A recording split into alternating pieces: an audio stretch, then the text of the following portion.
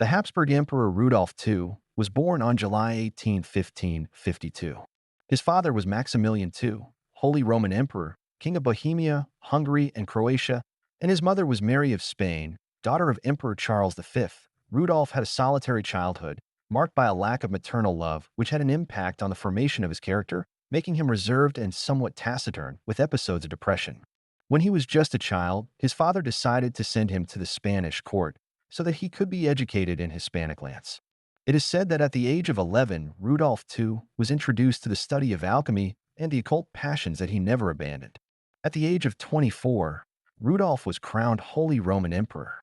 Rudolph was the model of the enlightened nobleman of his century. He spoke 5 languages perfectly, knew mathematics, and was passionate about science.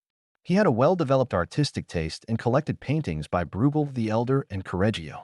In 1583, Rudolph II surprised everyone when he decided to move his court from Vienna to Prague.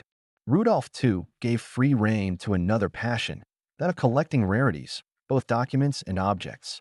He set out to assemble a collection of the great wonders of the world and the rarest objects. His collection included a supposed unicorn horn, stuffed mutant animals, the skeleton of a giant, and his strangest piece, the Devil's Bible, also called the Codex Gigas. A monstrous book, it weighed 75 kilograms, containing the image of Lucifer, and was said to have been written by a monk in a single night with the help of Satan. Codex Gigas means giant book. That's right.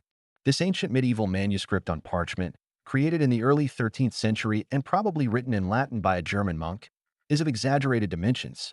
It measures 92 by 50.5 by 22 centimeters, its thickness is 624 pages, and its weight is 75 kilograms, making it the largest known medieval manuscript. The story of this book, between reality and legend, begins in the Podlases monastery in the year 1230, when a Benedictine monk sentenced to death promised to write a book in a single night to atone for his sins. Benedictine monks were also nicknamed Black Monks, being an order that had vows of chastity, having to endure physical punishment, fasting, sleep deprivation, and self-flagellation. In this regime, a monk was sentenced to death for breaking his vows. As punishment for his sins, he was to be killed early the next morning, in a brutal way, built alive. The high-ranking members of the order ridiculed the monk's proposal to write a monumental book in a single night, but still agreed to let him try. The monk wrote page after page until his hand went numb, making little progress. Then he made a pact with the devil. Satan agreed to write the book in exchange for him being drawn on one of the pages of the book, and a curse being printed there. Beyond this legend, the truth is that very little is known about the genesis of a book that was once considered the 8th wonder of the world due to its impressive size. Stockholm University estimates that it would have taken 30 years to write the book if it had been done by a single person, which is most likely given the uniformity of its style. The most surprising thing about the book is its collection of unusual texts.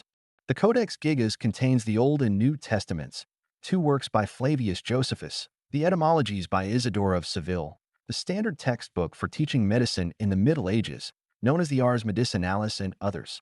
As the monastery was in serious financial difficulties, the Benedictines of Podlasie sold a manuscript to the Cistercians of Sedlec on the orders of Bishop Gregory of Prague. Legend had it that a curse would accompany anyone who owned the book. After they ruined the Benedictine monastery, its new owners also suffered the ravages of the legend. The monastery where it was kept was struck by a strong epidemic, possibly the bubonic plague. Compared to the Black Monks, the Cistercians were known as the White Monks. It was they who gave the book to Emperor Rudolph II of Habsburg. At the court of the extravagant Rudolph, scientists of the caliber of Kepler coexisted with magicians, alchemists, and prophets. But even in that milieu of magicians, the emperor hid the Codex Gigas, given its reputation as a satanic book. Even the emperor could not afford the rumor that he had dealings with the devil. Rudolph was removed from the imperial throne in 1608. Upon the fall of Rudolph II, part of his collection was moved from Prague to Vienna, as was the court itself. The objects and pieces that remained in Prague were looted in 1648 by the invading Swedish troops in the context of the 30 Years' War. Among the valuable loot, they also found the Codex Gigas.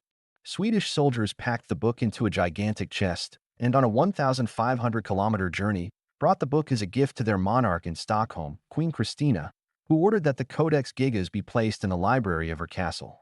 Continuing with the alleged curse, the codex was nearly destroyed in a fire in the castle, which occurred on May 7, 1655.